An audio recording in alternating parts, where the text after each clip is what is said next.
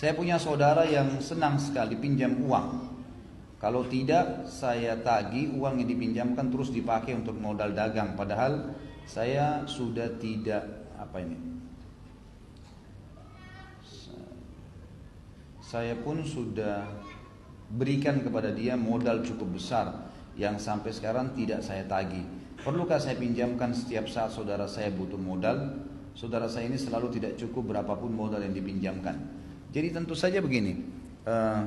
Pertama, kalau orang utang dengan Anda dan sudah sepakat jatuh tempo misalnya sebulan, pertanyaannya, mana yang lebih baik? Saya tagih atau tidak?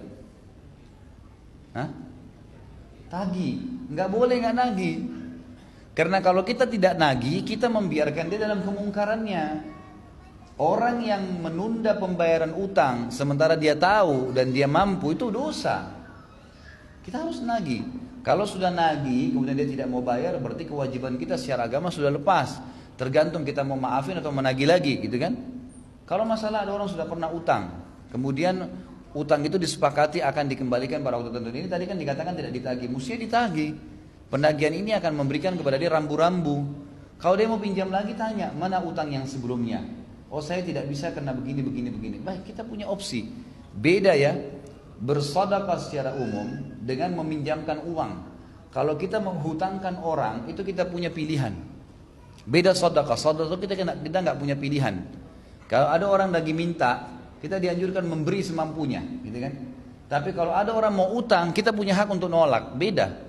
Hukum hutang dengan hukum sedekah berbeda, gitu kan? Makanya pernah ada orang bilang sama saya, Ustaz, ada orang yang minta kepada saya, tapi saya mau kasih dia, cuma orang ini keseringan minta. Kadang-kadang saya merasa beban kalau dia datang minta, apalagi dia selalu mengatakan utang, padahal sebenarnya nanti juga nggak dibayar gitu. Saya bilang kalau begitu solusinya niatkan sedekah, nggak usah niat utang, karena kalau utang Anda punya hak menolak. Kalau tidak mau menolak maka niatkan sedekah, insya Allah sudah ya terjawab itu.